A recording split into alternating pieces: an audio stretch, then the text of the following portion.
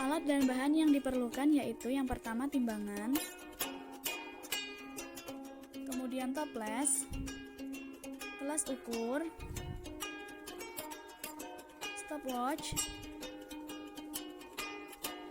lalu termometer, wadah plastik,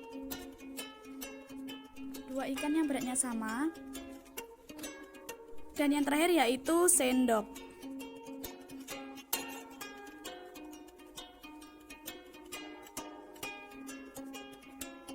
Langkah pertama yang harus dilakukan yaitu timbanglah berat badan ikan dan catat dalam tabel. Lalu letakkan air ke dalam panci, lalu jangan lupa dipanaskan.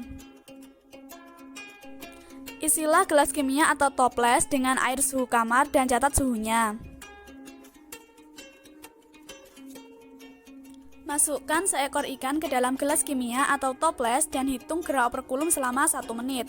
Lakukan pengulangan sebanyak 3 kali dan ambil rata-ratanya.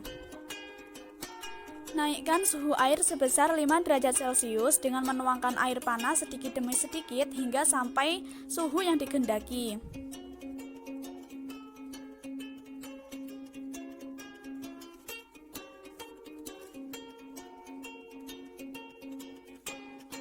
Kemudian jangan lupa untuk menghitung gerakan operkulum selama 1 menit dengan 3 kali pengulangan. Setelah itu ambil rata-ratanya.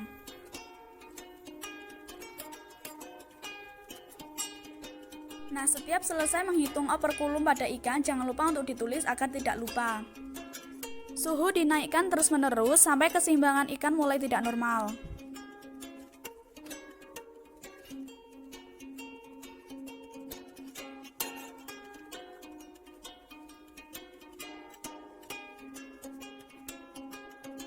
Isi kembali gelas kimia atau toples dengan air suhu kamar dan catat suhunya. Turunkan suhu air sebesar 5 derajat Celcius dengan menuangkan air es sedikit demi sedikit. Dan hitung gerakan operkulum pada ikan selama 1 menit. Lakukan pengulangan sebanyak 3 kali tiap 1 menit dan ambil rata-ratanya. Suhu diturunkan terus-menerus sampai keseimbangan ikan mulai tidak normal. Dan jangan lupa untuk dihitung gerakan operkulum tiap 1 menit.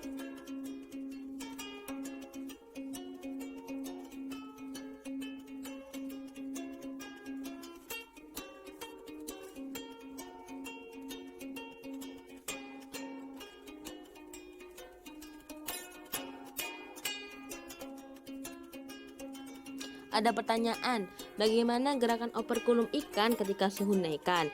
Jawabannya, dalam keadaan suhu normal, gerakan operkulum ikan juga akan normal. Ketika terjadi perubahan suhu, maka respon yang diberikan ikan akan menyesuaikan metabolisme tubuhnya dalam lingkungan. Apabila terjadi peningkatan suhu, maka gerakan operkulum ikan akan meningkat juga. Pada data gerakan operkulum mengalami peningkatan dari suhu rendah ke suhu tinggi dengan perbandingan yang tidak begitu jauh yang membuat ikan stres ketika dipindahkan terus-menerus dari air yang suhunya berubah-ubah sehingga terjadi ketidakstabilan gerakan operkulum seperti pada data hasil pengamatan yang membuat ikan mati karena metabolisme ikan akan meningkat seiring dengan aktivitas respirasinya.